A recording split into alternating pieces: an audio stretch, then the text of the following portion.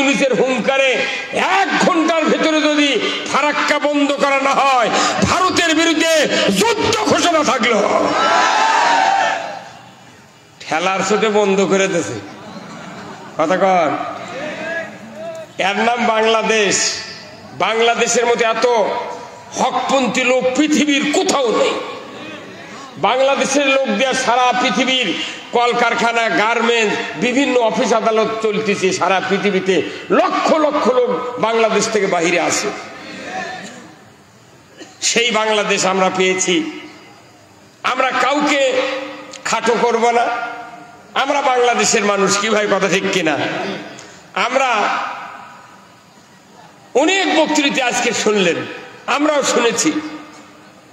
আমার বক্তৃতা হবে বিকল্প বক্তৃতা, মানে অল্প কথা হবে, কাজ হবে বেশি।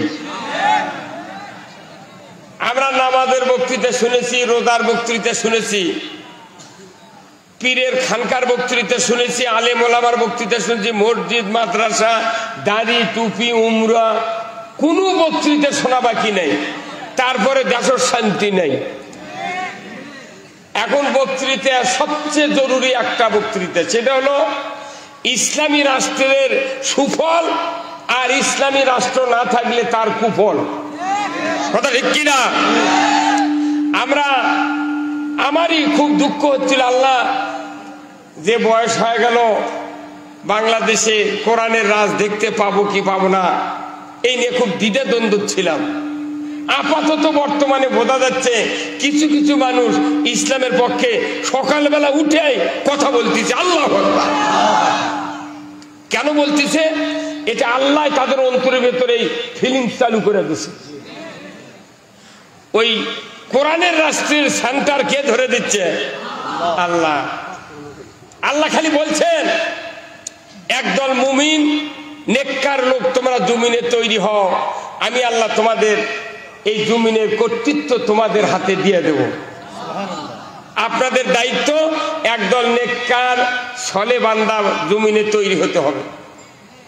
বাংলাদেশে দীর্ঘ 84 বছর ধরে একদল লোক, এক শ্রেণীর লোক, তারা ইসলামের কথা বলে যাচ্ছে। বলতে বলতে বলতে বলতে দেখা গেল বাংলাদেশের বহু লোক ইসলামের আবহাওয়া গ্রহণ করেছে, কিন্তু রাষ্ট্র শক্তি না থাকার কারণে ওই ইসলামের স্বাদ আমরা দেখতে পাই না। কথা ঠিক কিনা? বগুড়া মিষ্টির দোকান আছে, আকবরিয়া দোকান আছে, এশিয়া দোকান আছে, কোয়ালিটি আছে না? কোয়ালিটির বক্তৃতা, এশিয়ার বক্তৃতা, আকবরিয়ার বক্তৃতা যদি এখানে দাঁড়া দাঁড়া 24 ঘন্টা দেওয়া হয়, যে মৌচাক মিষ্টি এইরকম, সাদা মিষ্টি এইরকম, সন্দেশ এইরকম, দই এইরকম, আপনাদের কি স্বাদ উপভোগ করা যাবে? যেরকম যাবে। কখন যাবে? যখন আপনাকে একটা মিষ্টি দেওয়া হবে, 1 চামচ দই যখন আপনার মুখে ঢুকানো হবে, তখন বুঝবেন এশিয়ার মিষ্টি কি, আকবরিয়ার কি, আর কোয়ালিটির কি। যে ইসলাম কোরআনে আছে, এই ইসলাম শোনার জিনিস নয়, দেখার জিনিস নয়, এটা উপভোগ করার জিনিস। এখন এই উপভোগ করতে গেলে আমাদেরকে কিছু শর্ত আদায় করতে হবে। আপনাদেরকে আমি পরীক্ষা করব। সবচেয়ে জরুরি হলো ইসলামী রাষ্ট্র কায়েম করা। ইসলামী রাষ্ট্র কায়েম না করলে কোন মানুষের ইবাদত কবুল হবে না। তো অযথা এত মাদ্রাসা করে, মসজিদ করে, বক্তৃতা করে, তাফসীর করে, টুপি মাথার দিয়ে হজ করে, উমরা করে, লাভ কি? হ্যাঁ, কথা বল। কোন লাভ আছে? লাভ নাই। আমি আপনাদেরকে আয়াত দিয়ে, হাদিস দিয়ে বুঝিয়ে দেবো। আমরা সব দেখেছি, একটাবার ইসলাম দেখতে চাই। তো ইসলাম দেখার আগে রসুলের নেতৃত্ব আগে মেনে নিতে হবে। কার নেতৃত্ব? আমার দেশে যত জনপ্রতিনিধি আছে, মেম্বার থেকে শুরু করে সেই মন্ত্রী পর্যন্ত, প্রধানমন্ত্রী পর্যন্ত, এই নেতৃস্থানীয় লোকেরা যারা জনগণের ভোটে নির্বাচিত হন এই দেশে, এই নির্বাচিত সদস্যগুলি যদি রসুলকে আদর্শ রাষ্ট্রনায়ক হিসেবে যদি মেনে নিতে পারত, আমার দেশে চুরি হতো না। আওয়াজ ধীরে হলো কেন? বাংলাদেশে চুরি হোক কি চান?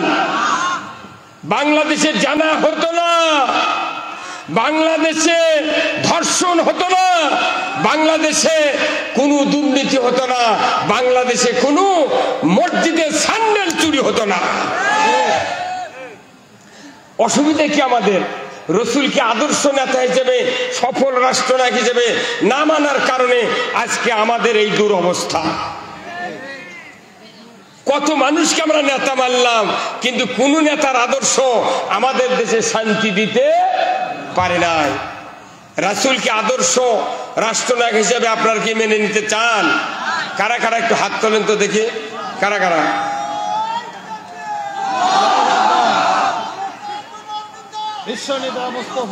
লিল্লাহে তাকবীর, নারায়ে তাকবীর, নারায়ে তাকবীর। আল কোরআনের আলো, আল কোরআনের আলো, কোরআন হাদিস যেখানে, দুনিয়ার মুসলিম, বাংলার মুসলিম, লিল্লাহে তাকবীর। এই কোরআন যতক্ষণ সংসদে না যাবে, পৃথিবীর কোন 1 ইঞ্চি জায়গা শান্তি হতে পারে না। এই কথা কোন আপনারা হবে? আমাকে এত বক্তৃতা করা লাগবে কে? খালি কোরআন সংসদে পাইছে, দরজা খুলে দিয়ে ঘুম পারবো। এই কোরআনের কথা না কয়া এই দেশে কত আলিম ওলামা ডানি বায়ে বিসিকেলতে তারা লাল পাকেটে চলে গেল। এই যে কুয়াকাটার হাফিজার, হ্যাঁ কথা কোন?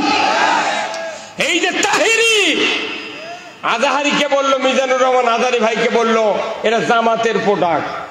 তাহলে ওই যদি জামাতের প্রোডাক্ট হয়, তুই কার প্রোডাক্ট? কথা কর, তুই তাহলে ক আমি উমুকের প্রোডাক্ট, তুই হয় কারু শয়তানের প্রোডাক্ট, আর না কোন মানুষের প্রোডাক্ট তুই ক। কথা বলেন। এই হাতে গোনা মাত্র 4-5 জন বক্তা স্বৈরাচারীদের তলপি খায়া এই বাংলাদেশে মাহফিলের উপর আঘাত করতে সাহস পেয়েছই না তারা। এত বড় সাহস! বক্তা বক্তৃতা করলি মাউথপিস সরে দে বলে কানের পট্টি গরম করে দেব। আমরা তো খালি হুকুম দিতাম, আর ওটি ভুঁড়ি বার করে ফেলে দিত। কিন্তু আমরা অত বড় অধৈর্য নই, আমরা ধৈর্যের সাথে মোকাবেলা করেছি। আমরা বলতে চাই সব বক্তৃতা হয়ে গেছে, আর করা যাবে না। ইসলামী রাষ্ট্র কারা কারা চান? 2 হাত তুলে দেখান, দেখান, নামান হাত। দেশ চলবে কোরআন দিয়ে, কথা ঠিক কিনা? এখন কোরআন কেন কায়েম করবেন? আসেন কোরআনের আয়াত থেকে আপনাদেরকে তর্জমা শোনাবো, কেন ইসলাম কায়েম করতে হবে এটা আপনাকে বুঝাবো। ভাইরা আমার,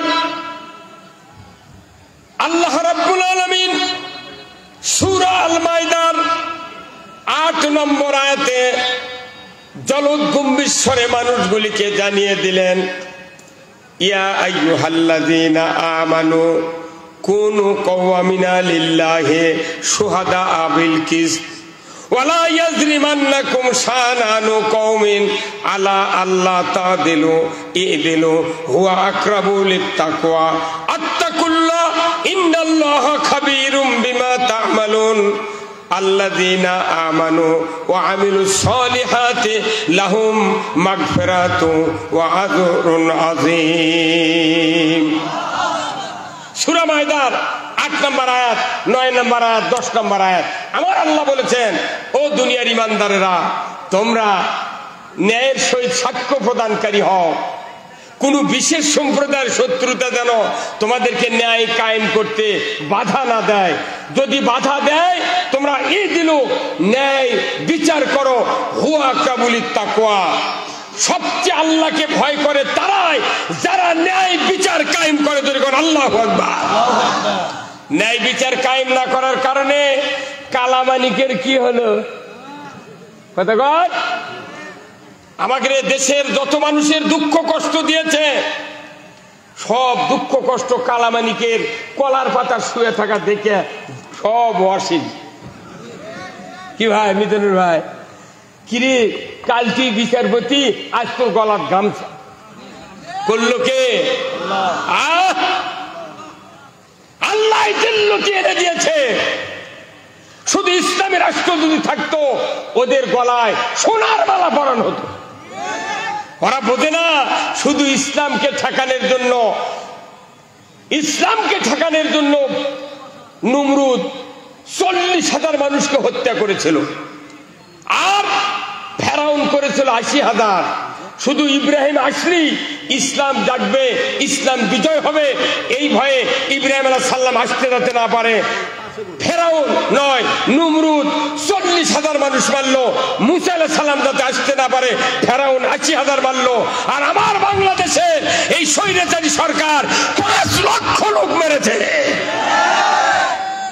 আবার যদি কোনো নবী আসতো এই পৃথিবীতে, তাহলে স্বর্ণাক্ষরে লেখা হতো কোরআনের আয়াত দিয়ে যে ফেরাউনের চেয়ে বড় ফেরাউন বাংলাদেশের প্রধানমন্ত্রী। এই তোরে বলেন লেখা ঠিক? আপনাকে মামলা হয়নি না? 14টা মামলা নিয়ে ঘুরেছি, 14টা মামলা, তাও জেলত তুলে কয় হুজুর মাথার চুলে তাহলে বাড়ি দেন। কে কয় গাদার পুরো টুরে থাকতে পারে। কথা কয় না, যার ব্যথা লাগিছে তাই বুঝছি যে কি হচ্ছে। মাথার থেকে পা পর্যন্ত দেখলে মনে হয় না মুসলমান। সেই নেতা আছে আমাকে কয় হুজুর দেখে শুনে কথা কবেন, সাহস কিরিবা। আমি তখন বলি ভাই কোরআন শরীফ আপনি পাশে বসে দেখে দেখে কয়া দেন, আমি শুনে শুনে কব। পাশে দেখে দেখি আর নাই। কেন? এই জাতির ঐক্যবদ্ধতা না থাকার কারণে যে দেশে 95% ইমানদার, সেই দেশে কোরআনের মাহফিল করতে অনুমতি দেওয়া লাগে, আর বাংলাদেশে অনুমতির প্রয়োজন হবে না। তাহলে ইসলামী রাষ্ট্র কেন করব কায়েম? আল্লাহ তাআলা বলছেন যে যারা ইসলাম বিজয়ের জন্য কাজ করবে এরাই বেশি আল্লাহকে ভয় করে। কোন সুবহানাল্লাহ। ইসলামকে বিজয় কেন করতে হবে? আল্লাহ রসুল মক্কা শরীফে 13 বছর ছিলেন। 11.5 বছর যখন তার জীবনটা অতিবাহিত হতে যাচ্ছে খাবার চত্বর দিয়া, হঠাৎ করে কাফেরের অত্যাচারে নির্যাতনে অনেক সাহাবীরা তারা শহীদ হয়ে গেলেন, নির্যাতিত হলেন। অনেক বিপদ মুসিবত, মারপিট, জুলুম, নির্যাতন তাদের উপর নেমে আসলো। আল্লাহর নবীকে সাহাবীরা বলেন, ইয়া রাসূলুল্লাহ, এত অত্যাচার নির্যাতন, আল্লাহর কি সাহায্য এসে যাবে না? আল্লাহ কি সাহায্য করবেন না? চতুর্দিকের আবেদন করতে করতে আল্লাহর রাসূল চিন্তা করলেন, লোকালয়ে থাকলে তো আমার কাছে সবাই আবেদন করে, আমি আর লোকালয়ে থাকবো না। কাবার মাথা ভেগিয়া কাবা শরীফের ছায়ার নিচে উনি কম্বলটা বগলের তলে দিয়ে একটু আরাম ফরমাচ্ছেন। এমন সময় হযরত খাব্বাব রাদিয়াল্লাহু তাআলা আনহু রাসূলের সামনে হাজির। রাসূলকে বললেন, ইয়া রাসূলুল্লাহ, মাতা নাসরুল্লাহ, আল্লাহর সাহায্য কি আসবে না? ইয়া রাসূলুল্লাহ, আমরা মার খেয়ে জুলুম নির্যাতনে শেষ হয়ে যাচ্ছি, আমরা কি আমাদের উপর কি আল্লাহর সাহায্য আসবে না? নবীজি কম্বল থেকে একটু সোজা হয়ে বসলেন। উনি বললেন, খাব্বাব, তুমি এত অধৈর্য হচ্ছ কেন? আমাদের পূর্বে যারা কোরআনের দাওয়াত দেয়নি, তারা ইসলামের দাওয়াত দিয়েছেন, ওই লোকগুলিকে কাউকে করাত দেয়া দ্বিখণ্ডিত করা হয়েছে, কাউকে আগুনের কুণ্ডুতে ফেলে দেওয়া হয়েছে, কাউকে ফাঁসির মঞ্চে দাঁড়িয়ে তাকে শহীদ করে দেওয়া হয়েছে, লোহার চিরুনি দিয়া শরীর থেকে গোশতগুলি টেনে টেনে নিচে নামিয়ে দেওয়া হয়েছে। তারপরেও তারা এক চুল পরিমাণ দিনের রাস্তা থেকে সরে যায় না। হে খাব্বাব, এত তাড়াহুড়ো করছো কেন? সেদিন বেশি দূরে নয়, সেদিন বেশি দূরে নয় যেদিন সানা থেকে, ইয়ামিনের রাজধানী সানা আর হাজরামুত, কাবার দরজা থেকে শুরু করে ইয়ামিনের রাজধানী সানা 1250 কিলোমিটার রাস্তা। একজন যৌবনের লাবণ্যতা নিয়ে একজন যুবতী মহিলা সোনার অলংকার পরিহিত অবস্থায় একা একা দীর্ঘ পথে যাবে, আবার আসবে রাতের অন্ধকারে। কোনো চোরের ভয় থাকবে না, ধর্ষকের ভয় থাকবে না, ডাকাতের ভয় থাকবে না, কোনো রকমের কোনো ভয় থাকবে না। শুধু লা ইয়াখাফু ইল্লাল্লাহ, আল্লাহ ছাড়া কারো ভয় থাকবে না। সেদিন বেশি দূরে নয়, ঠিক ওই দিনের যে পরিস্থিতি হয়েছিল রাসূলের উপর, আজকে সারা বাংলাদেশ 5ই আগস্টের আগ পর্যন্ত দীর্ঘ 16 বছর সারা বাংলাদেশ জেলখানায় পরিণত হয়ে গিয়েছিল। একবার পুরো জেলখানা, কেউ বাঁচে নাই। কেউ যে কথা বলেছে তারই অপরাধ, কথা ঠিক কিনা? আওয়ামী লীগের কিছু ভাইয়েরা যদি হক কথা, বহু লোক আছিল তারা আওয়ামী লীগের লোক, তারা এই প্রতিবাদ করছে এইভাবে রাজনীতির ভোট দিলে কাম হবে, তারপর দলের থেকে বহিষ্কার করছে। কথা কন দেখা, ওদের দলের লোক ওদের সমালোচনা করছে, যখনই করছে তখন স্যার। আবার পুলিশ বাহিনী যদি বলেছে না এই কাজ করা যাবে না, তখনই তাকে ডাকে গুলি করে মেরে ফেলেছে। তার মানে কি, একটা মানুষ পুরা বাংলাদেশ একাই নিয়ন্ত্রণ করেছে। ভোট তো পায়নি, তাহলে একলাই তো করবি, কথা কন দেখা। তাহলে এই অবস্থা সারা বাংলাদেশ ছিল, সবাই যার যার মতো বলেছে আল্লাহ তুমি আমাদের জন্য সাহায্যকারী পাঠাও। সূরা নেসার 75 নম্বর 74 নম্বর, ফি সাবিলিল্লাহ ওয়াল মুস্তাদআফিনা মিনার রিজালি ওয়ান নিসায়ে ওয়াল বিলদানিল লাযিনা ইয়াকুনুল্লাহ। এইভাবে আল্লাহ বক্তব্য দিয়েছেন, ও দুনিয়ার মানুষেরা, তোমরা শিশু তারা কান্না করতেছে, আল্লাহ এই জালেম জনপদ থেকে আমাদেরকে বাঁচিয়ে দাও, আর আমাদের সাহায্যের জন্য একটা ভালো নেতা দিয়ে দাও। যেরকম আল্লাহু আকবার। এই কয়েকদিন আগে এই দোয়া আমরা করেছি, কিন্তু দোয়াও কবুল হয়নি। ছাত্র সমাজের ভাইয়েরা কোনটি থেকে আবাবিলের মতো নেমে গেছে। হ্যাঁ, যারা আইনমন্ত্রী, স্বরাষ্ট্রমন্ত্রী, এরা বলল করো গুলি। পুলিশ বাহিনী বলেছে স্যার গুলি তো করবার করছেন, 3 জন মরে 30 জন আমার সামনে আসে। আল্লাহু আকবার। এটা খালি ছাত্র সমাজ নয়, ওই বদরের যুদ্ধের মতো, উহুদের যুদ্ধের মতো আল্লাহ ফেরেশতা দিয়া বাংলাদেশে সাহায্য দান করেছে। এই কথাটা তখন প্রেক্ষাপট, রসুলের প্রেক্ষাপট এক হয়েছিল, কথা ঠিক কিনা? যখন এই কথা বললেন রসুল যে খাব্বাব আর তাড়াহুড়ো করো না, অচিরে এই দিন আসবে যেদিন একজন যুবতী সোনার অলংকার পরিহিত অবস্থায় রাতের অন্ধকারে 1250 কিলোমিটার পথ এইভাবে যাবে, আসবে। লা ইয়াখাফু ইল্লাল্লাহ, আল্লাহর ভয় ছাড়া কারো ভয় থাকবে না। জোরে কোন আল্লাহু আকবার। এখন সেই পরিস্থিতি, এখন আল্লাহ তাআলা রসুল যখন এই কথা বললেন, আল্লাহ তাআলা জিবরাইলকে পাঠিয়ে দিয়ে বললেন, যাও জিবরাইল, আমার হাবিবের কাছে একটা বক্তব্য নিয়ে যাও, একটা দোয়া নিয়ে যাও, এই দোয়া যেন আমার কাছে করে। জোরে কোন সুবহানাল্লাহ। সেই দোয়াটা কি? সূরা বনী ইসরাইলের দোয়া।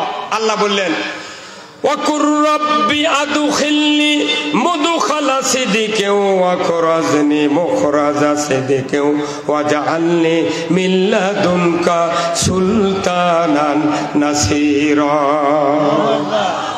আল্লাহ বললেন, হে জিবরাইল, আমার হাবিবের কাছে গিয়া বলো উনি যেন আমার কাছে দোয়া করেন। আল্লাহ, ও আল্লাহ, আল্লাহ গো রব্বানা, হে আমাদের রব, আমাদেরকে সত্যপন্থী হাদায়াতের দিকে একত্রিত করুন, আর এমন একটা রাষ্ট্র শক্তি আমাকে দান করুন, না হয় অন্য একটা রাষ্ট্র দিয়ে সাহায্য করুন।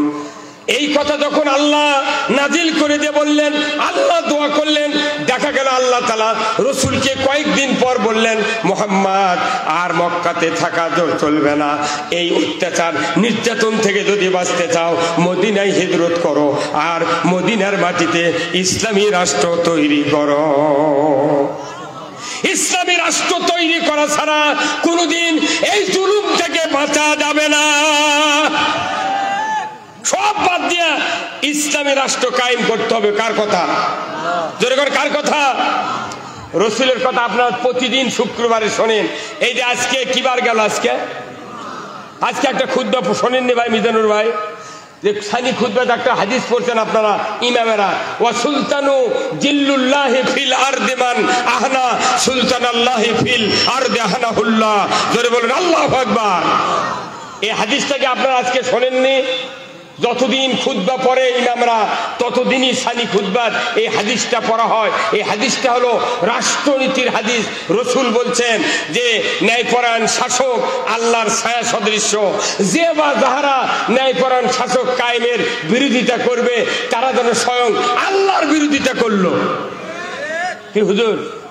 হ্যাঁ, তাহলে ইমামরা যদি আমরা এই হাদিসটাই যদি বয়তুল মোকাররম থেকে শুরু করে এই উজগ্রামের ইমাম পর্যন্ত যদি 5,12,000 মসজিদের ইমামরা সানি খুতবার এই হাদিসটা যদি আমরা বুঝাতে পারতাম জাতিকে, আজ 100 বছর আগে এই দেশে কোরআনের পার্লামেন্ট কায়েম হয়ে যেত। আমি মসজিদে নামাজ পড়ে দেয় ইসলামী রাষ্ট্রের বিরোধিতা করি, তাহলে আল্লাহ নবী বলছেন তাহলে তোমার আল্লাহর সাথে বিরোধিতা করা হলো। অতএব আল্লাহর সাথে বিরোধিতা করলে বলুন তো আমার নামাজ, আমার কুরবানি, আমার রোজা, আমার ইতিকাফ, আমার উমরা, আমার হজ, আমরা দান খয়রাত কে কবুল করবে? কেউ কি কবুল করার আছে? তাহলে এই কথাটা আরবিতে ইমাম সাহেব আমরা বলি, কিন্তু জনগণ বুঝবে দেই না। কোন মসজিদের মোতাল্লিও কয় না হুজুর এক কথা বারবার ডেলি পড়েন, কারণ কি? কথা কন। আমাকে ওটি এক ইমাম ছিল, সেই ইমাম করছে কি প্রতিদিন মোনাজাত বলে রব্বি হাবলি মিনাস সলিহিন, রব্বি হাবলি মিনাস সলিহিন। এখন লোকেরা জিজ্ঞাসা করছে হুজুর আপনি 11 বছর হলে একই মোনাজাত করেন, ব্যাপার কি? আর মানে জানেন? কইছে আমি মানে দেখিনি। তো ওই লোকটা আবার আরেক মৌলবীর থেকে শুনে আসা করছে হুজুর আপনি যে মোনাজাত করেন এর মানে হলো যে আল্লাহ তুমি আমাকে নেককার সন্তান দাও। তে আপনার কি সন্তান হয়নি এখনো? করছে 11টা। কয়টা? 11টা সন্তান। তাহলে 11টা সন্তান যদি তোমার হয়, কইছে আমি যদি এই মোনাজাত আগে যদি অর্থ জানতাম যে মনে আর দোয়া করলো হইলে। কথা কয় আমরা কোরআন পড়ি, হাদিস পড়ি, বক্তৃতা করি, শুনি, কিন্তু আসল গুরুত্ব আমরা বুঝতে পারি না, বুঝতেও দেওয়া হয় না। কথা ঠিক কিনা? এই মাত্র 1 মাস আগে কোরআনের বিপ্লবী একটা কথা বলার সাহস আমাদেরকে দেয় নাই, মনে ফিক্সেশন করে দেয়। এই কথা বলো, মসজিদের ইমামগুলোকে কুকুর করে ফেলে দিয়েছিল। বাপরে আনা কথা কবার লাগতি মোতাল্লি গলা খাগার দেয়। তখন ইমাম সাহেব তাকায়, কেরে মোতাল্লির গলার আওয়াজ। তখন মোতাল্লি চোখ দিয়ে কয় হুজুর কি করছো? কি সব জায়গার দখল হয়ে গেছিল। আমি ওই ভাইদেরকে বলবো ভাই আপনাদেরকে উদাত্ত আহ্বান জানাই, যে গ্রুপে থাকেন না কেন আমরা জাতিতে বাংলাদেশি, আর আমরা ইমানদারের দাবিদার। কথা ঠিক কিনা? এদেশে ইসলাম যদি বিজয় হয় দুনিয়ার কোনো মানুষের অশান্তি থাকবে না। এই কয় বছর, 2.5 বছর হচ্ছে আফগানিস্তান, 2.5 বছরের ভেতরে আফগানিস্তানের মতো অর্থর দাম, এত মুদ্রার দাম পৃথিবীর কোনো রাষ্ট্রে নেই। আপেল, বেদানা, ডালিম এইগুলি বেচে, আঙ্গুর বেচে তারা দেশ চালাচ্ছে, খনিজ সম্পদ সব আছে। আল্লাহু আকবার। আল্লাহ কোরআনে বলছেন লা ফাতাহনা আলাইহিম বারাকাতুম মিনাস সামাই ওয়াল আরদ। আসমান জমিনের বরকতের দরজা তখনই খুলে দেওয়া হবে যখন তোমরা জমিনে আমাকে ভয় করার আইন কায়েম করবে। আপনারা জানেন না হযরত হানজালা রাদিয়াল্লাহু তাআলা আনহু উনি উহুদের যুদ্ধের জন্য প্রস্তুতি নিচ্ছিলেন। আল্লাহ রসুলের সামনে বললেন ইয়া রাসূলুল্লাহ আমি যুদ্ধ করতে চাই। রসুল বললেন তুমি তো বালিগ হয়েছো, তোমার এখন যুদ্ধ করার যাওয়ার দরকার নাই, তুমি বিবাহ করো। উনি রাত্রি বিবাহ করলেন। সেই রাত্রি উহুদের ময়দানে যুদ্ধ শুরু হলো। উনি বাসর ঘর উদযাপন করলেন। ভোর রাতে হাম্মাম খানায় গেলেন। যাওয়ার পরে মদিনার অলিতে গলিতে খবর হচ্ছে কুতিলা মুহাম্মদ, কে আছো কোথায় যুবক ইমানদার তরবারি নিয়ে যুদ্ধের ময়দানে উহুদে হাজির হবে। যদি হাজির হতে পারো ইসলাম টিকবে, নসে টিকতে পারে না। উনি তরবারি স্ত্রীকে বললেন তুমি আমাকে যুদ্ধের পোশাক পরিয়ে দাও, তরবারি দাও, আমি যুদ্ধে যাব। ওনার স্ত্রী বললেন প্রাণের স্বামী আপনার উপর গোসল ফরজ, গোসল করেন, আমি তরবারি দেব, যুদ্ধের পোশাক পরিয়ে দেব, আপনি উহুদের ময়দানে যাবেন, আমার আপত্তি নাই। উনি বললেন গোসল করতে গিয়া যদি আল্লাহর নবী শহীদ হয়ে যায়, ইসলাম যদি পরাজিত হয়ে যায়, কিয়ামতের দিন আমাকে আশাকে তরবারি ধরে যুদ্ধ করব। উনি যুদ্ধের পোশাক পরিয়ে দিলেন, তরবারি হাতে দিলেন, চলে গেলেন উহুদের প্রান্তরে গিয়া রসুলের সাথে সাক্ষাতের আগে যুদ্ধের ময়দানে নেমে গেলেন। যুদ্ধ করতে করতে এক পর্যায়ে উনি শাহাদাত বরণ করলেন। শেষ পর্যন্ত দেখা গেল মদিনায় খবর চলে গেল ওনার স্ত্রীর কাছে, ওগো হানজালার স্ত্রী, তোমার স্বামী শাহাদাত বরণ করেছেন, তাড়াতাড়ি করে তুমি খোঁজ খবর নাও। উনি দৌড়ে চলে গেলেন, যা খুঁজতে খুঁজতে রসুলের তাঁবুর ভেতরে চলে গেলেন। হুজুর বলুন তো, আমার স্বামী উপর গোসল ফরজ ছিল, গোসল করে নাই, যুদ্ধে শাহাদাত বরণ করেছেন। আমার স্বামীর উপর গোসল ফরজ ছিল, আমি জানি শহীদদেরকে রক্তাক্ত অবস্থায় আপনি দাফন করেন, আমি স্বামীকে আমার সামনে দিয়ে দেন, আমি তাকে গোসল করায় দেব, তারপরে আপনি দাফন করবেন। রাসূল বললেন, হানজালার স্ত্রী, আমি হানজালাকে দেখি নাই, কখন সে এসেছে? উনি বললেন, আল্লাহি, আল্লাহর কসম, স্বামীকে তরবারি দিয়েছি, যুদ্ধের পোশাক দিয়েছি, আপনি তাড়াতাড়ি করে আমার স্বামীর খোঁজটা নেন। আল্লাহর রাসূল সাহাবীদেরকে বললেন, উহুদের ময়দানে কতজন শহীদ হয়েছে একটু দেখো। এক এক করে 69 জন সাহাবীর লাশ উহুদের ময়দানে কাতারবন্দি করে শোয়া দিলেন। আল্লাহর নবী নিজে দেখলেন, অবজার্ভ করলেন, 69 জন শহীদের ভেতরে ওই হযরত হানজালার লাশটা দেখতে পেলেন না। রোজার চেয়ে ইসলাম বিজয়ের কাজ সবচেয়ে দামি, নামাজের চেয়ে ইসলাম বিজয়ের কাজ সবচেয়ে দামি, আপনার গোসলের ফরজের চেয়ে দিন কায়েমের যুদ্ধ সবচেয়ে দামি। কথা ঠিক কিনা বলুন তো? আমাদের এই বডিটা পৃথিবীতে জীবিত রাখার জন্য কয়টা ফরজ? আমি যে বেঁচে থাকবো, আল্লাহ হায়াত দিয়েছে, আমাকে সুস্থ অবস্থায় বেঁচে থাকার জন্য কয় ফরজ? শোনেননি? ওযুর কয় ফরজ? কারণ ওযুর যেরকম 4 ফরজ, এই বেঁচে থাকার জন্য আল্লাহ হায়াত দিলে 4টা ফরজ। তার 1 নাম্বার হলো নিঃশ্বাস, 2 নাম্বার হলো বস্ত্র, 3 নাম্বার খাদ্য, 4 নাম্বার হলো কি? খাদ্য, বস্ত্র, নিঃশ্বাস, আর একটা হলো বাসস্থান। এই 4 বেঁচে থাকার জন্য এই 4টা ফরজ।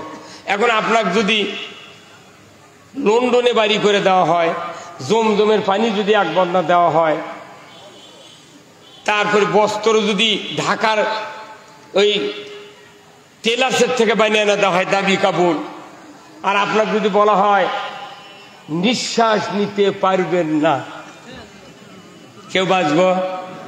তাহলে নিঃশ্বাসও ফরজ, বস্ত্র ফরজ, আপনার ভাতও ফরজ, কিন্তু আপনি নিঃশ্বাস নিতে পারবেন না। ওইগুলি কি আপনাকেই বাঁচাতে পারবে? দামি কাপড়, জমজমের পানি বাঁচাতে পারবে? নিঃশ্বাসযোগ্য ফরজ আল্লাহর দ্বীন কায়েম করা। কথা ঠিক কিনা? তারপর আপনাদের এখানে বাণিজ্যিক এলাকা, আপনাদের এখানে ওয়েল্ডিং এর দোকান আছে ভাই, এই যে ঝালাই করে না? আচ্ছা, ঝালাই করতে দেখবেন কারেন্টের মিটারের একটা লাইন নিয়ে এসে একটা বাক্সের মধ্যে ঢুকে দিয়েছে, ওই ঝালাইয়ের মেশিন আছে না একটা, ওর ভিতরে একটা নিতে ঢুকে দিয়েছে, আবার আর একটা নি দিয়ে আর একটা লাইন বার করছে, করার পর ওই লাইনের সাথে মুখত একটা রড হোক আর পাতি হোক ফাইন করে পিছিয়েছে, পিছিয়ে যে জিনিস ঝালাই করবে তারই উপর ফেলে দিতে হয়, তার গাঁত অসংখ্য ফোঁটা। কথা কন, এই লাইনের নাম কি? আর্থিং। এই লাইনের নাম আর্থিং। আচ্ছা, এই আর্থিং আর আরেকটা লাইন দিয়েছে কারেন্টের ওই ঝালাইয়ের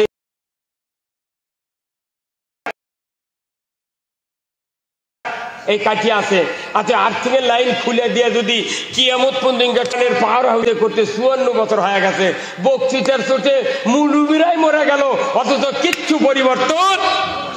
এখন রাষ্ট্র শক্তি হলো আর্থিং, আর কোরআনের বক্তৃতা হলো কারেন্টের লাইন। কথা ঠিক কিনা? যতদিন পর্যন্ত রাষ্ট্র শক্তি ইসলামের পক্ষে, কোরআনের পক্ষে তৈরি না হবে, বক্তৃতা দিয়া, নামাজ পড়ে, রোজা করে, হজ করে এদেশে সুদ বন্ধ করা যাবে না, এদেশে চুরি বন্ধ করা যাবে না, এদেশে জানা বন্ধ করা যাবে না। কি কথা ঠিক কিনা?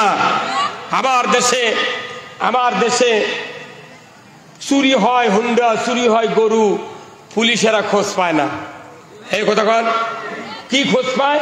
যদি বিএনপি জামাতের কোনো জায়গার 10-12 জন লোক বসে মিটিং করে, তখন তারা বিবৃতি দেয় পরের দিন সকালে পেপারে যে গোপন তথ্যের ভিত্তিতে অমুক জায়গায় 16 জন জামাত কর্মী তারা নাশকতার পরিকল্পনা করছিল, বিএনপির কর্মীরা নাশকতার পরিকল্পনা করছিল, আমরা তাদেরকে জিহাদি বই সহ ককটেল বানানোর কয়েকটি সরঞ্জামাদি সহ গ্রেপ্তার করতে সক্ষম হয়েছি।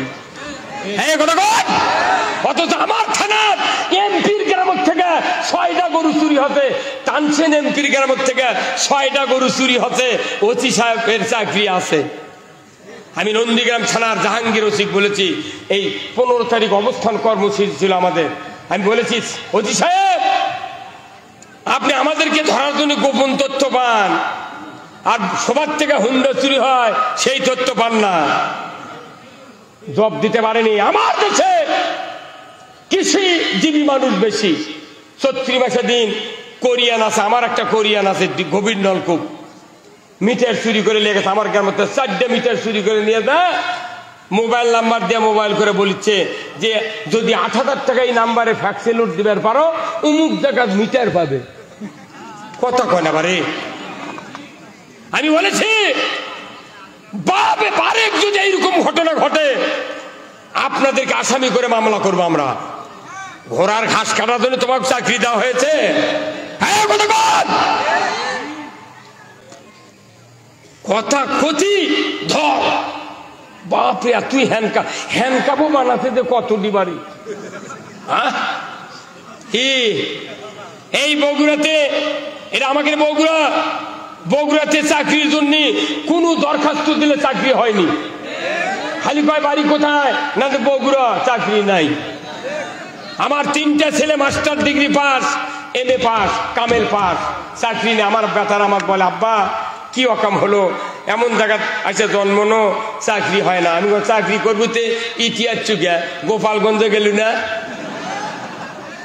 গোপালগঞ্জে গেলে না চাকরি জমি লাগাতে লাগাতে বেসনের আটি নিয়ে হাতত করে পুলিশের চাকরি দিতে। তুই চাকরি করবি যে গোপালগঞ্জে গেলে না বগুড়ার চুকা, বগুড়াতে চাকরি দেয়নি। কথা ঠিক কিনা? যে চাকরি দরখাস্ত করে টিকিছে কি করে মুক্তিযোদ্ধার দোয়াই দেয় শেষ। আমি স্বাধীনের সময় দাখিল দুয়ামের ছাত্র, আমি 1976 সনে দাখিল পাস, 2 বছর গ্যাপ দেয়া, 1 বছর মুজিবরের স্বাধীনের আন্দোলন 9 মাস, আরেকবার আপগ্রেডে ভর্তি হয়ে আমি পড়বো মাদ্রাসাত, বাপে করতে তুই হাই স্কুলত পড়াবেন না মাদ্রাসাত পড়বো। 1 বছর 2 বছর লস দিয়া 1976 সনে দাখিল পাস। কে রাজাকার কে মুক্তিযোদ্ধা সব জানি। 8 বছর বয়সের মুক্তিযোদ্ধা বাংলাদেশে 50,000 আছে। এই মুক্তিযোদ্ধাদের সন্তান যারা ভুয়া সার্টিফিকেট দিয়ে চাকরি করতেছে তাদেরও বেতন ফেরত নেওয়া হবে।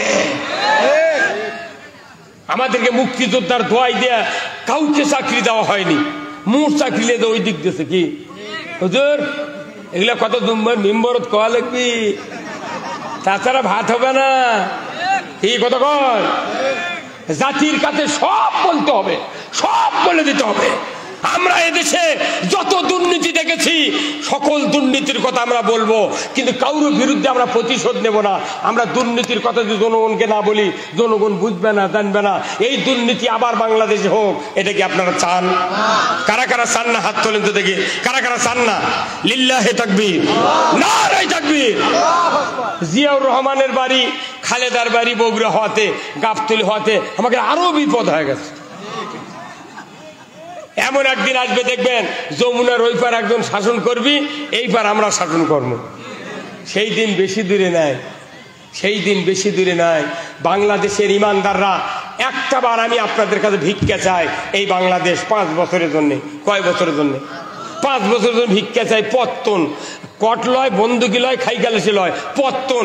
পত্তন আমরা টাকা দিয়ে পত্তন নেব, আপনার আর ফেরত দেওয়া লাগবে না। 5 বছর যদি কোরআন দিয়ে চালানোর পর যদি আইন ভালো না লাগে আমরা এমনি জমি ছেড়ে দেবো। কতক্ষণ আমরা তো সব দেখেছি। ব্রিটিশ সরকার, আমার দাদা বিয়ে করেছে লাল টুপি মাথার দিয়ে, টিকিয়ালা টুপি। আমার দাদার নামের আগে লেখা ছিল শ্রী। আমার এই ভারতবর্ষের ইমানদারেরা 8 আনা মাসে খাজনা দেশে দাড়ি। ব্রিটিশ সরকার দাড়ি রাখা হারাম করছিল, 8 আনা করে খাজনা দেশে, তাও দাড়ি রেখেছে। আল্লাহু আকবার।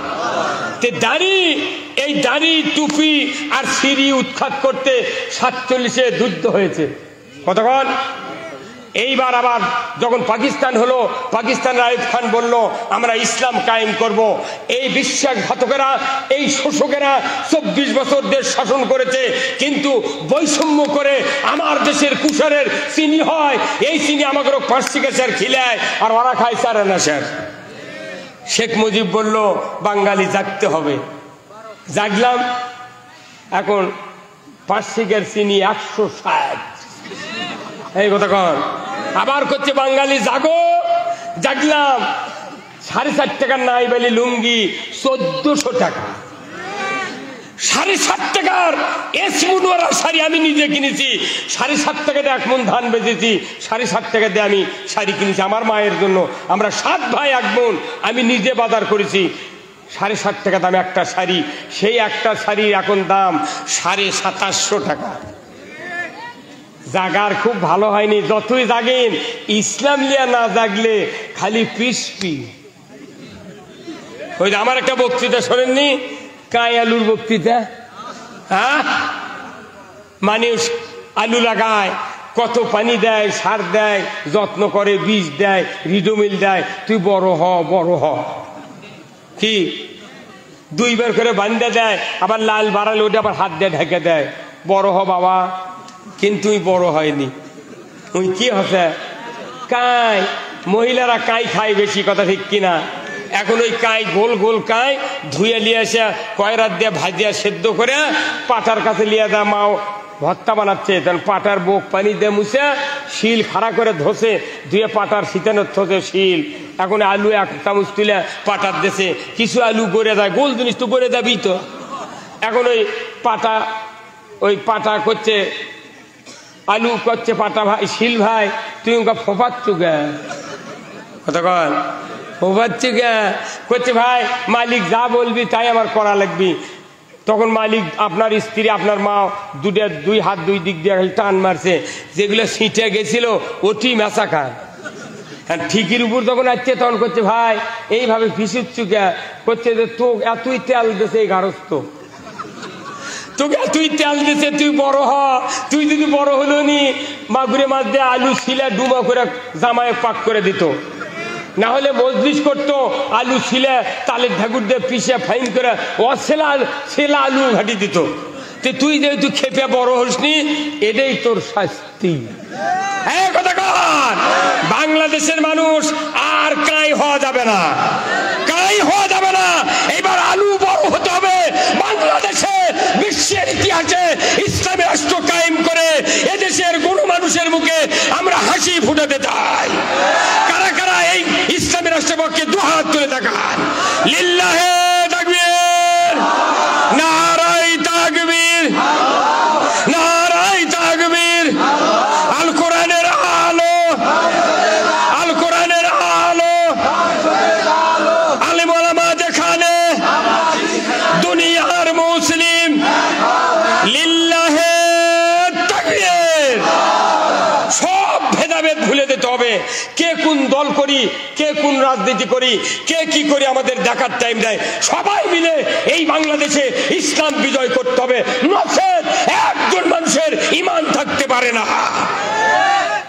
আপনারা বলুন তো, ওযু করে যদি কেউ ভাই ছাড়ে ওযু থাকে থাকবে? রোজা করে দুপুরে ভাত খেলে রোজা থাকে? কেউ যদি নামাজের সূরা ফাতিহা পড়ার পর অন্য একটা গল্প করে, কিংবা আপনার ছেলে বলছে আব্বা আমাকে একটা গরু উত্তর পাড়ার মোজাম্মেল এই গরু খরচ নিয়ে যাচ্ছে, তখন যদি আপনি সূরা ফাতিহা পড়ার পর বলেন যে এ বাবা মোজাম্মেলক দেরি করবার, আমি নামাজ পড়ে বাড়াই, নামাজ থাকবে। তাহলে আপনি নামাজ ভঙ্গের কারণ জানলেন, অজু ভঙ্গের কারণ জানলেন, রোজা ভঙ্গের কারণ জানলেন, আপনি ইমান ভঙ্গের কারণ জানলেন না কেন? কবে ইমান চলে গেছে করতা নদীর ভাইসা উঁচু বিবাদের দিয়ে ঘুরতেইছে। এমন কোন গ্রাম নাই, এমন কোন মহল্লা নাই একটা গ্রামের 14.5 আনা 15 আনা মানুষ সুদের কিস্তির সাথে জড়িত নাই। আমার দুঃখ, আমি যখন কোরআন পড়ি, বয়স কম হলো না ভাই, প্রায় 65 বছর বয়স। আপনাদের তো আল্লাহ সুস্থ রেখেছেন, যেরকম আলহামদুলিল্লাহ। কোরআনে আল্লাহ বলেছেন আহাল্লাল বাইয়া হারামার রিবা, ব্যবসা হালাল সুদ হারাম। এটা বলার পরেও মানুষ হালাল ব্যবসা হয়নি, কথা ঠিক কিনা? হ্যাঁ, যে ব্যবসা যাচ্ছেন সেটি লুটপাট। কেরে মক্কা হজ করবে যাবে মানুষ, এই মক্কা কি আগে গেছে না আরো আগে যাচ্ছে? ভারত 2,10,000 টাকা দিয়ে হজ করে, আর বাংলাদেশে তার 7 লাখ। কারণ মানে সিন্ডিকেট করে হজের লাইসেন্সের সাথে যুক্তি করে এই নেতারা করছে কি, টাকা বাড়াও, ওরা তো টাকা আছে তো দিবি তো। কতক্ষণ এই হজের ভলেন্টিয়াররা মুআল্লিমরা 1 লাখ মারিছে, ওরকম দেশে 3 লাখ, আর সৌদি আরব সব প্লেন ভাড়া দিয়ে আর 3 লাখ। এইরকম ভাবে সিন্ডিকেট করে হজ করছে, সিন্ডিকেট করে চিনির দাম বাড়াচ্ছে এস আলম গ্রুপ, কথা ঠিক কিনা? এই বাংলাদেশের শ্রেষ্ঠ ব্যাংক ছিল ইসলামী ব্যাংক, এই এস আলম গ্রুপ এই ব্যাংকটা হাতে নিয়ে সরকারের সহযোগিতায় নিয়ে 50,000 কোটি টাকা উধাও করে দিয়েছে। এই ক্ষতির জন্য আজকে আমাদের দেশের অবস্থা। যত টাকা গণভবনের আলমারির তলে থেকে বাড়াচ্ছে। আমির হোসেন আমুনের নাম বাপ রুইদর সংসদে কথা কয়, ওর গায়ের গোস্তিং করে কাঁপে, বারে ইঞ্চে করে কাঁপে। ওরই বাড়িতে 5 কোটি বাড়াচ্ছে। কানামানি কালামানি 70 লাখ টাকা পড়ে দিচ্ছে, ওখানে নৌকাতি টাকা রেলেছে। কত টাকা? 1600 কোটি টাকা বাড়াচ্ছে। আর একখান থেকে হাজার হাজার লক্ষ লক্ষ টাকা বাড়াচ্ছে। রূপপুর পারমাণবিক বিদ্যুৎ কেন্দ্র থেকে 59,000 কোটি টাকা লুট করেছে এই শেখ হাসিনার ব্যবসা। এই টাকাগুলো যদি খালি ইউরিয়া সার ভর্তুকি দেওয়া হয়, খালি জয়ের টাকা ভর্তুকি দিলে ইউরিয়া সারের বস্তা 20 টাকা বস্তা হবে। আর যত মানুষ মামলা দিয়ে জেলখানাত খিলালো, এই টাকা যদি পেজত দেয়, পেজ লাগবে 5 টাকা ধরা। আর যেগুলা টাকা ব্যাংকত লুটপাট করে নিয়ে গেছে, এই টাকা আসলে চাউলের দাম হবে 4 টাকা কেজি। এগুলো আমরা কই দেখে আমাকে ধরে কয়, এরা গিলা কবিকা আমাকে পক্ষে তেল মারবি, তেল মারবি। উনি এখন নিয়ে যাচ্ছে একটা নিয়ে, কইতে স্যার খালি আমাকে নিয়ে যান কে, ওটা ধরবেন না? কইতে ওটা কে? কইতে ওটাই ওষুধ, ওটা বেশ স্কিম করে ওষুধ। ও কি ধরেন? ওটা হচ্ছে সালমান এফ রহমান। তবেগা ধরিছে কথা কর না কে? জামাতের লোক বিএনপির লোক হলে কলে হয়নি, আমাকে ধরে লিয়ে গেছে, যাক ওর কথা কম না কি ভাই? কিন্তু ওরা এমন মর্দের মরদ, কইতে গেলে হাসিনা আমাকে পলে গেছে, ওকে আবার আমাকে ধরে লিয়ে দেবে, তুইও সব এই কথা কয় না। এগুলা কথা মসজিদে কয়া লেগে কল যা তেল মারার কাম বাদিন। এই দেয়াল ভালো, নবীদের 14 বাটি দাঁত বার হয়ে গেছে কথা কয়। এইটা শুধু ইসলাম কায়েম করার জন্য সকল দল মত নির্বিশেষে আমরা ইসলাম 5 বছর দেখবো, তারপরে আমরা আবার আরেক দল ক্ষমতার দেবো। দাও তোরা আবার তারা দেখতো তুর্কের ডাল আমাকে ডাক কিরকম হয়। এই পৃথিবীতে 4 জন সরকার ছিলেন। কয়জন? 2 জন ছিলেন ইমানদার, 2 জন ছিল কাফের। 2 জন ইমানদারের মধ্যে একজন বাদশাহ সুলাইমান, তিনি নবীও ছিলেন, আর একজন জুলকারনাইন আর বক্তে নসর আর নমরুদ। এই 2 কাফেরের শাসন দেখিছে পৃথিবীর মানুষ, 2 ইমানদারের শাসন দেখিছে। বলেন তো এই কাফের আর ইমানদারের শাসন কি কম বাড়া হয়নি? আচ্ছা কম বাড়া যদি না হবি, এই যে ফেসবুকে একটা ছবি দিয়েছে হাসান মাহমুদের ছবি, ভাত খাবার বলতে দেখেননি? হাসান মাহমুদের ভাত খাওয়ার দৃশ্য দেখেননি? 14টা তরকারিতে চড়াগে কয়টা? আর আমাকে 2 জন মন্ত্রী ছিল, আলী হাসান মোহাম্মদ মোজাহিদ আর হচ্ছে শিল্পমন্ত্রী হচ্ছে আপনার মতিউর রহমান নিজামী। এই মোজাহিদ মন্ত্রীর ছবি দিয়েছে ওই হাসান মাহমুদের আগে। দেখো সবুজ একটা প্লাস্টিকের বাটির, এক বাটির মধ্যে ভাত, ওরই মধ্যে আলু ভর্তা না কিমান পেঁয়াজি। দেখো কে এই মন্ত্রী ভাত খেতে লাগলো, এক তরকারি এক বাটির মধ্যে সব আটলো। আর তুই যে 14টা তরকারি আমাকে দেখাচ্ছ, ওটা কার টাকার খালু? এখন গেলু কোনটি? তুই যদি লন্ডন যায় থাকিস তো গলা গুণ লেগে নিয়ে আসা হবে। ডক্টর ইউনূস বলেছে আগে দেশ সাফ কর্ম, আগে দেশ সাফ কর্ম, তারপরে ভোট হবে। কে দেশ সাফ করুক? তো ওই যে গোপালগঞ্জ না লাফা ছিল, দুলা ভাই আব্বা কয়াম আসেনি, কথা কয় সূর্য উঠেছে গোপালগঞ্জে, কয় গোপালগঞ্জে সূর্য উঠেছে, রক্ত লালার কয়নি। ওইটি আটটা জিনিসের কথা কছে, কথা কন না। আমি এরা সাবধান বাণী, আওয়ামী লীগের কাছ থেকে আমাকে শিখতে হবে যে তোমাদের এই পরিণতি কেন হলো। আমরা যারা আগামীতে ক্ষমতায় যাব আমাদের ওই এই শাস্তি থেকে শিখতে হবে। আমাদের খুব খুশি হওয়ার কিছু নাই, যতক্ষণ পর্যন্ত এদেশে নির্বাচিত একটা গণতান্ত্রিক সরকার কায়েম না হবে ততদিন আমাদের খুশি নাই। আমরা জীবন চেষ্টা করে এদেশের মাটিতে মানুষের মুখে হাসি ফুটাতে চাই। এই হাসি ফুটানোর জন্য আজকে আপনাদের এই উজগ্রাম, আমি কোনোদিন নাম শুনিনি, আমার বাড়িতে গেল এই রনি ভাই, আজিজুল ইসলাম রনি, আমার দেখে পছন্দ হলো না। কেন কি আবার কি সভা করবি, বা বাড়ি আসা প্যান্ডেল দেখে আমার কোল দিয়ে শুকে গেছে। আমি কোনো ভাই এদের অতিথি টতিথি করছে, দেখি তো হ্যান্ডবেল দেখি তো, তাইলো না সেই রকম বাঘা বাঘা মরদ আছে কি বাবরে। এই ডেটে বিএনপি লেগেছে, এই কয় বছর নামই লেখতে দেয়নি, থাকতো বিএনপি। কি ভাই বাবর আমরা পৌঁছে গেছি বারে। আমার ইউনিয়নের আমি 1986 সনে জামাত ইসলামীর ফরম পূরণ করছি, 89 সনে রোকনের শপথ নিয়েছি, সাইদি সাহেবের দাস শুনেছি গাজীপুর কাশিমপুর, ওখানে গাজীপুর মাদ্রাসাত কামিল মাদ্রাসাত, এখানে দাস শুনেছি সাইদি সাহেবের সূরা আনামের 33, 34, 35 নম্বর আয়াত। গোলাম আজমের পাশে কয়েকবার নামাজ পড়েছি। আলিয়া হাসান মোহাম্মদ মুজাহিদের এবং ইসলামী ব্যাংকের চেয়ারম্যান ছিলেন আব্দুল জাহের নাসের, তাদের বক্তৃতা শুনেছি বগুড়া বহুবার। এমন সময়ের লোক আমি, অথচ একটা কথা বলবার দেয় না। আমাকে মনে হচ্ছে নাসের পুতুল, যাই থাকে তাই মনে হয় গালে, কয় এরা পালো কি, কয় এরা কোরআনের কথা কবি কে, আমি কমরাতে তুই কয় তুই করে তুই পাতে নামাজ পড়বায়। পায়খানা করে ঢেল মোস্তাহাব নেওয়া, গরমের সময় কোন ঢেল আগে কোন ঢেল শীতের সময় পরে উনি জানে না, অত আমাদের উপর খবরদারি করছে। এই সুযোগ বাংলাদেশে কি আবার দিতে চান? দিতে চান? যে ভাইরা এই কাজ করেছেন তাদের বিরুদ্ধে আমাদের প্রতিশোধ নাই। আপনারা দেখেন একটু শান্ত হ্যাঁ, ইসলামের দেশে চালু হলে আপনার মায়ের কোলে থাকবেন।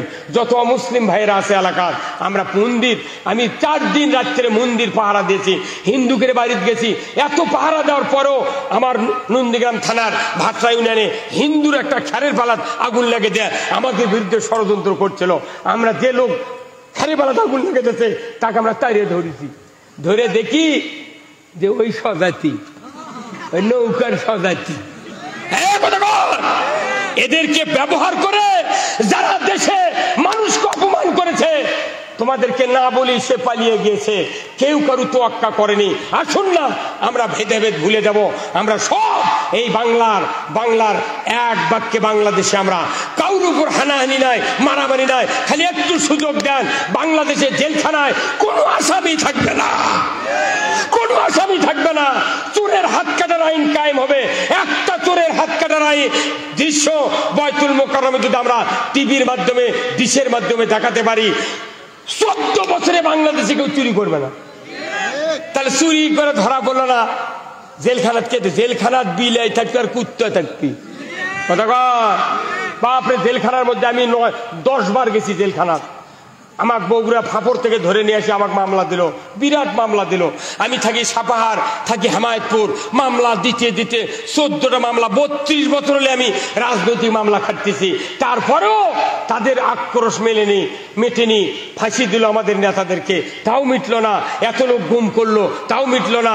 আয়না ঘরত খালি মেডিসিন দিয়া লক্ষ লক্ষ মানুষকে মারে ফেলে দেয়। হাড্ডি পরে আছে কি ভাই, গাড়ির চাতাল লাগান, ধুরার লাগান, দেহ পরে আছে, কি মেডিসিন এমন ভাবে ওই চামড়া হাড্ডি গোস্ত আর চামড়া গলে গেছে, এমন ব্রেন আছে। আমাকে যেদিন ওই ফেসবুকে আমার ব্যথা দেখালো, আব্বা হাত যদি দুর্বল হয় তাকে দেখতে মানা করছে। সত্যি যখন ওই দৃশ্য আমি দেখলাম, চিৎকার দিয়ে আমি পড়ে গেলাম, আল্লাহ এই জাহান্নাম বাংলাদেশে তারা তৈরি করেছে, আল্লাহ তুমি তাদেরকে অপদস্থ করো। আল্লাহু আকবার।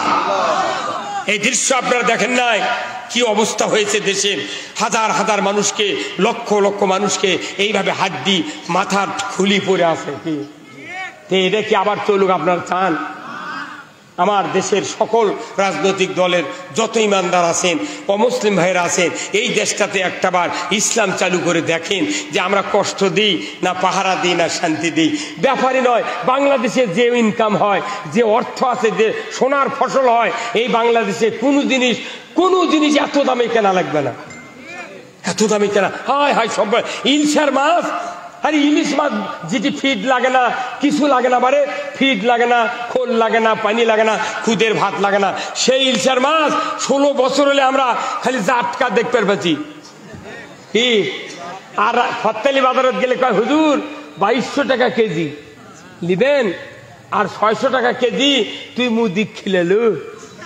আমি মনের দুঃখে 1.5 কেজি ইলশা নেওয়ার জন্য বরিশাল গেছিলাম এই কয়েকদিন আগে।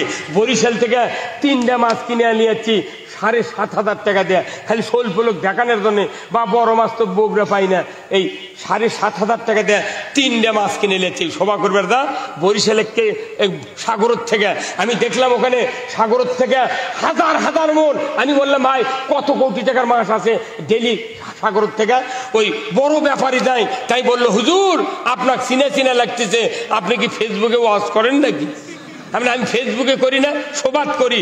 ওই ছবি তুলে ফেসবুকে ছাড়িতে বলছে, হুজুর আপনাকে তো চিনাতে। ভাই আমাকে একটা সত্য কথা কোন তো, একদিনে কত মাছ এই সাগরের থেকে বাংলাদেশের এই বরিশাল স্পটে চাঁদপুরে এগুলো ঢোকে? বলতেছে এই বরিশালে ঢোকে 100 কোটি টাকার মাছ প্রতিদিন, 100 কোটি টাকার মাছ খালি বরিশালে ঢোকে। তাহলে চাঁদপুরে কতদিন? চাঁদপুরে ইলশা সবচেয়ে দামি ইলশা, সেখানে আরো ঢোকে। তাহলে এই ইলশাগুলো দায় কোনটি করে দেয়? হ্যাঁ, এই ইলশা যেদিন খাওয়া বন্ধ করতে বাংলাদেশের মানুষ, সেই দিনটা ডায়াবেটিস বাড়িছে। এই ইলশা হলো ডায়াবেটিসের ওষুধ। আমাকে খিলেছে জাতকা, তাই 6 মাস হলে ফ্রিজ হচ্ছে, সেটা গায়ে গায়ে নিয়ে আসা বেচিচ্ছে। কামানের ওই কাঁটার মধ্যে ওই মাছ বসে গেছে, তুই মুদি খিলেলু তাজা তাজা বড় বড় মাছ 600 টাকা কেজি, আর আমাকে জাতকা খিলেলু 1400 টাকা কেজি। তাহলে ওই বঙ্গোপসাগর কি মুদির বাপের? হ্যাঁ, আমাদের এক মৎস্য উপদেষ্টা বলেছেন, বাংলাদেশের ঘরে ঘরে ইলশা যখন 350 টাকা করে খাবার পারবি, তখন বহির্বিশ্বে আমরা রপ্তানি করবো, এর আগে নয়। তারপরেও কিছু অসাধু ব্যবসায়ী গোপনে গোপনে ভারত দিচ্ছে, এটাও ধরা পড়েছে। তার পাশা পিঠে লাল করে দিয়েছে সেনাবাহিনী। এখন পিটুনির উপর আর ওষুধ নেই। কথা কন না, আব্বা দুলে ভাইয়ের এত দাম না, ইলশা আপনাদেরকে 350 টাকা খিলাবে। এই যে উপদেষ্টা ছিল, নির্বাচন কমিশনের একটা উপদেষ্টা ছিল সাকওয়াত, এই সাকওয়াত উপদেষ্টা বসেই করছে নতুন মুখ দিয়ে আপনারা দল গঠন করেন। কতি ছাত্র সমন্বয়রা এমন মিছিল করেছে, ওর পদত্যাগ করে ওর কত তুই পাট পাকাবো আর থাকবি। কথা মনে করবেন না, সেই ব্যথা চলতি আছে। 14 জনে দেশ চালাচ্ছে রে। কত কোন এবারে কয়জনে? 14 জনে দেশ চালাচ্ছে, 1 টাকা চাঁদা নেওয়ার কেউ সাহস পাচ্ছে না। আর lakh lakh police, BDR, army, 360 জন হচ্ছে এমপি, মন্ত্রী, সচিব, আমলা, এই দিয়া বাড়ি বাড়ি পুলিশিং কমিটি। কি একটা কোম্পানি নামিয়েছিল, গায়ে গায়ে পুলিশিং কমিটি বানাছে। এই কথা বল, এটা কোনো সংবিধানের কোনো আইন নয়। পুলিশিং কমিটি মানে কি? এরকম বানাচ্ছে, এরকম দেয়া যে কে কে কোন সমাবেশে যায়, কে কি করে, এরকম নামটা খালি থানার দেবো। এই হুজুর কথা বল না, মসজিদের হুজুরও কোন টাইপের বক্তৃতা দেয়, তুই খালি থানার ফোন করবো, আচ্ছা গ্রেফতার কর্ম। এই পুলিশিং কমিটি লয়, ওরকে এই সাধারণ মানুষের মধ্যে ডিবি সেট করছে ওরা। আমাকে রোজকের মোট হেরে চলে গেছে। এমন যে পার্টগুলো হ্যারাসু, তোরা হ্যারাস না, তোরা আয়, তুর্কগুলি আমরা আল্লাহর আইন চালু কর মায় বাবায় কি না, এগুলা সব মনে আছে, সব মনে আছে। আমি জেলখানাতে ছিলাম 21 দিন, আমার ছেলের মধ্যে রাখছিল 200 পাহাড়ের বল আমার বুকের উপর। এই গাড়ি ধর চেয়ারম্যান হচ্ছে আব্দুল সাত্তার, আর তালোলার ইউনিয়নের চেয়ারম্যান হলো নজরুল। দুই বাঘের মধ্যে আমার তোতে ঠ্যাকসি এলো। ওরা দুইজন খালি কান্দে, আমি সারা রাত কান্দিছি, সারা রাত কান্দিছি আর গজল করছি, ক্যারায়াত করছি। তখন ওই জেলখানার পুলিশ হুজুর আপনি এত গজল কন, আপনার ঘুম ধরে না? আমি ভাই ঘুম ধরে না, আমার ঘুম পাড়ার জন্য দিলি হচ্ছে তোরা কথা কন। এই আমার বক্তৃতা গজল শুনে ওই পুলিশ চোখ দেখ পানি বার করছে। তখন কইতে হুজুর আপনাকে যদি করো তো আর 5 নাম্বার লকাবে দিয়ে আপনি থাকবেন? আমি না, আমাকে দিলে থাকবো। তখন ওই চলে যাচ্ছে, রবিবার করে ফাইল হয়, জেল সুপার এসে, জেল সুপার কত ওই পুলিশ যা যে স্যার একটা হুজুর আছে স্যার, ওর গজল শুনে আপনি রাত্রে কান্দা ভরে দেবেন। তো ওই লোকটা কেন পাথর দেওয়া যায় না? কোথা চলেন তো, লকাবের দিন এসে আমাকে ডাকিচ্ছে, রুহুল আমিন যুক্তিবাদী কে না? তো আমি কোথায় আপনার 5 নাম্বার লকাবে যেতে হবে, আপনি বেডিং পত্র বাঁধেন। আমি বলেন না, কে কে যাবি তাহলে? ওঠি কোথায় আপনি একা? আমি বলেন আমি একা যাবো না, আমি আইনি শুনলই। কথা ঠিক কিনা? আমি বললাম আমি একা যাতে রাজি না, এই চেয়ারম্যান গাড়ি ধর, এই সাত্তার আর এই নজরুল সহ আমি যাব। 3 জনা কি জেলখানার 5 নাম্বার লকাবে দিয়েছে। এগুলো কষ্ট, গায়ের ঘামে কম্বল ভিজে গেছে রে। তারপরে যে রকম গালিয়ায়, আহা, মনে জেলখানার পুলিশে মনে ওসি বরাবর। 12,000 টাকা, 12,000 টাকা ঘুষ দিয়ে আমি বার হয়ে গেছি জেলখানার থেকে, এই বগুড়া জেলখানার থেকে। জামিন হচ্ছে তাও ছাড়া দেয় না, আবার ঢুকাতে আবার সিআইডির সাথে লাইন করলো। ভাই আমার বাড়ির যাওয়া লাগবে, শোভা তো এমনি বহুত শোভা মার গেল, তাহলে কি করা যায়? কোথায় টাকা লাগবে, তাহলে আপনাকে আর মামলা দেবো না। কি রে, 12,000 টাকা আমি জেলখানার মধ্যে টাকা কুন্ডি পাবো না? পারে ব্যথা আলো কোনো বা তুই টাকা নিয়ে জেলখানাতে আসবো, তুই ওকে 8,000 টাকা দেন, 4,000 টাকা বাড়ির থেকে আনে পরের দিন সকালে ব্যথা জেলখানার গেটত দিয়ে দিস। জেলখানাত ঘুষ দিয়ে বাড়ান লাগে রে, এগুলা কি মনে নাই আমাকে? এই বগুড়ার ডিবি ছিল জুলহাজ নামে একটা পুলিশ, জুলহাজ, কেউ নাম্বার দেয় না। আমার ফাঁপড় চান্দায় সবার থেকে ধরে নিয়েছে জেলখানার থতে, এই হাজুতের থানার হাজুতে ফজরের অজু করতে দেয়নি আমার পুলিশ। করতে যে ওই পায়খানার মধ্যে দা, ওটি অজু করেন, পায়খানার প্যান পায়খানাতে ভরে আসে রে। আমার মতো একটা লোক, এই মনে করেন তখন আমার বয়স ধরেন এখন 65, তাহলে 16 বছর আগে কত আছিল? 14 বছর আগে। এই বয়সের লোক আমি 46 বছর ইমামতি করি, সেই মানুষ কোথাও উজু করেন ওই পায়খানার প্যানত যা না পারে, 2 দিকে 2 পাও দিয়ে পানি জোরে ছাড়লে তো গাও মাখে যাবি। হ্যাঁ তার ডুবরে এই কি ডাকাতি রে, সেই থানাকে পুড়ে দিয়ে সাফ করছে। সেদিনকে আগে এসে জিয়া নাম ওই মাটি ডালি দেখা হলেন, কোন ভাই আপনি কয় বছর এলে আসেন? করছে 13 বছর এলে। আমি তাহলে তো আপনি আমার সময় আসছিলেন ওটি, যে পায়খানার ভুল উজু করে করলেন তো আপনি? ওই দিকে আর গাওটা ঘামে গেছে, গাওটা ঘামে গেছে। জুলহাজের নাম্বার আমি কুমড়া ফাঁড়ির থেকে নিছি, নিয়ে ফোন দিচ্ছি খুব ঠান্ডা মাথায়। করছে আমি সিরাজগঞ্জ সদরে আছি। আমি বললাম ভাই আপনার সাথে দেখা করা আমার খুব জরুরি, আপনাকে দেখে খুব ভালো লাগে, বগুড়া সেই কাম করতেন আপনি। বলছে হুজুর আপনি কে? আমি যাই হোক আপনার সাথে দেখা করলে বগুড়া না আসেন তো? করছে বগুড়া তো যাওয়া যাবে না, আমি তো সদরে আছি। আমি শোনেন, আমি রুহুল আমিন যুক্তিবাদী, আমার ফাপড় সবার থেকে ধরে নিয়ে আসে যে মামলা দিয়েছেন আমার 32 বছর জেল হবে রে। এই আপনি না আসেন, আপনারা পাওয়ার দড়ি লেগে গাছের সাথে টাঙ্গিয়া খালি 4 আঙ্গুল করে কাটনো। ওই কচি আজকে আপনাকে গাবতলী থানার ওসি আজকে আজই আসছিল আমার সাথে, গত রাত্রে কথা হচ্ছে। আজকে আসে উনি এই মোবাইলের থেকে বার করলেন, দেখালেন আমাকে জুলহাজ একবারে খাগড়াছড়ি, সিরাজগঞ্জ সদর থেকে খাগড়াছড়ি। আমি ভাই ওর নাম্বার আমার কাছে যাবে, আর ফোন দেবো, ওর কামানের কাঠি খুলবো। ওই যে বেনজির বলেছিল মাটির নিচে থেকে তুলবো, তুরকুরক মাটির নিচে থেকে তুলবো। যুবক ভাই যারা আছেন, বডি ফিটনেস ভালো, 5 ফুট 7 ইঞ্চি 4 ইঞ্চি, রেডি হন, চাকরি খালি হরা হন। যারা কামেল পাঠাচ্ছেন, এমএ পাঠাচ্ছেন, নিবন্ধন দেন, পড়াশোনা করেন। বাংলাদেশে 26 লক্ষ ভারতের অফিসার আছে, তাদেরকে এক এক করে খাগড়াছড়ি ট্রান্সফার করে ওখান থেকে ধরে এনে বগুড়াতে বিচার করা হবে। কোন রিক্সাওয়ালা সিএনজি ওয়ালা চাঁদা দিবেন না। জিয়া, তারেক জিয়া সিএনজি কিনে বাংলাদেশের দেশে গরিব মানুষ করে খাওয়ার জন্য, সেই সিএনজি রাস্তা তুলবার দেয়নি। কি সেদিন কুন্দার ফাঁড়ির ফোন দিছি আমি, ভাই এই যে সিএনজি এত যাচ্ছে ধরবেন না? আপনি আর এগুলা কাবিরাজি করেন না? ধরেন ধরেন, এগুলা তো আপনারা করবেন না, এগুলা আমরা কই দেখে আমাদের অপরাধ। আমাদের সাথে অত্যাচার নির্যাতন করে করে তাও ইসলামের অগ্রযাত্রা যাত্রা থামাতে পারে নাই, শেষ পর্যন্ত ফাঁসি দেওয়া হয়েছে। যে গোলাম আজম, অধ্যাপক গোলাম আজম 1952 সালে লিয়াকত আলী, পাকিস্তানের প্রধানমন্ত্রী যে লিয়াকত আলী, তার হাতে ভাষা বাংলা করার জন্য স্মারকলিপি প্রদান করেছে। এই শেখ মুজিব তার নাম ভাষা আন্দোলনের সৈনিক থেকে বাদ দিয়া অন্য মানুষ ঢুকেছে। যে মানুষগুলো ফাঁসি দিয়ে মারা হয়েছে 4000 বছরেও একটা মানুষ ওইভাবে তৈরি করা সম্ভব নয়। কি কথা কোন জায়গায়? আমরা দুঃখ ভুলি নাই, আমরা চাচ্ছি ইসলাম বিজয়ের মাধ্যমে এই দুঃখ আমরা চাপা দিয়ে রাখবো। কথা ঠিক কিনা?